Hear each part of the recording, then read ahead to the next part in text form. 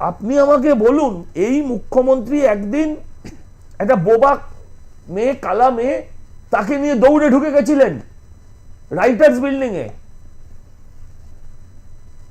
তার নাম ছিল ফেলানি বসা, পরবর্তীকালে চম্পলা সর্দার, শেষে হচ্ছে আপনার তাপসী মালিক। আজকে তাপসী মালিক কোথায়? এগুলো হচ্ছে মুখ্যমন্ত্রীর আজকে নবান্নর পৌঁছানোর এক একটা ধাপ। কিন্তু আপনারা তো পারলেন না সন্দেশখালীকে। আমি বলছি এক একটা ধাপ। উনি যাকে ব্যবহার করেছেন চুড়ে ফেলে দিয়েছেন। ভিখারি পাসওয়ানকে উনি সেদিন থেকে খুঁজছিলেন। আপনি বলছেন, আপনি কি সজল ঘোষের নাম বলছেন? সরি না, আপনি বলছেন সজল ঘোষের নাম বললেন। বুঝলাম না, আপনি বললেন না ছুঁড়ে ফেলে দিয়েছেন। না না, আমি ওনাকে ফেলেছি ভাই। এটা শুনুন, যদি উনি আমায় ছুঁড়েও ফেলে থাকেন, যদি উনি আমায় ছুঁড়েও ফেলে থাকেন, আমি ওনাকে প্রণাম করবো আজকে নারী দিবসের দিন, যে আপনি আমার যা উপকার করেছেন, আমার অন্য কেউ এই উপকার করতে পারেনি। কমসে কম আমায় তো কেউ চোর বলে রাখতে পারছে না, আমায় তো কেউ বলছে না যে তুই পিঠে কখন খেতে যাস। আর একটা সিনেমা দেখেছিলাম আমরা, মাস্টারমশাই, আপনি কিছুই দেখেননি, ইনিও একজন মাস্টার, কিন্তু এই ফর্সা সুন্দর মুখটার আড়ালে যে মনটা লুকিয়ে আছে, সেই মনটাও তো সুন্দর হতে হবে। কাদের সমর্থন করছেন, কাদের হয়ে কথা বলছেন আপনি?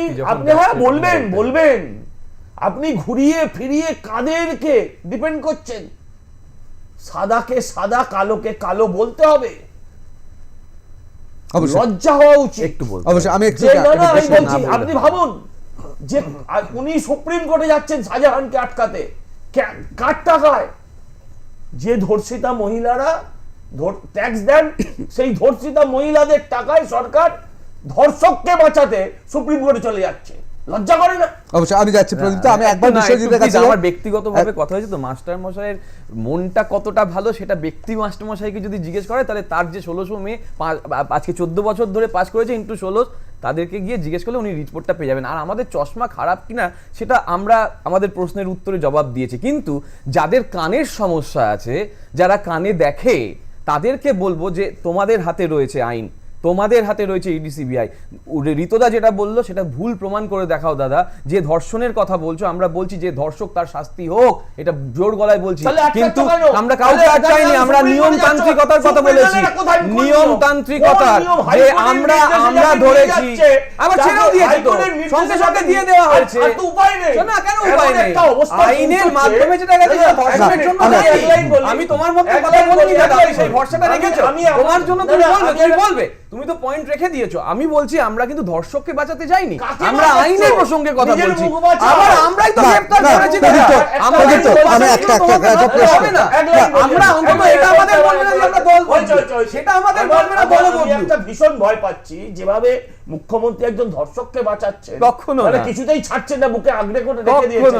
আমার মনে হচ্ছে 26-এ এরা বাঁচায়, শ্রমিক ভট্টাচার্যের মতো লোককে এরা বাঁচায়। প্লিজ তো আমি তো বলতে বলছি, আমার মনে হচ্ছে 26-এ ভোটে হারার পর উনি নবান্ন চেয়ারটা ছাড়বেন কিনা, নবান্ন থেকে না। আচ্ছা, মানব পাচারকারীকে কি তোমরা বাঁচাচ্ছ না? তারপরে আবার নিশ্চিত পারমাণবিককে কি বাঁচাচ্ছে না? যাকে নারী পাচারকারী বলেছিল, সেই নারী পাচারকারী তো বিজেপি বলেছিল, তার বিরুদ্ধে সিবিআই রয়েছে। হাজারটা ভিডিও আছে, একটু সার্চ করো, ওই দেখো এই বিজেপি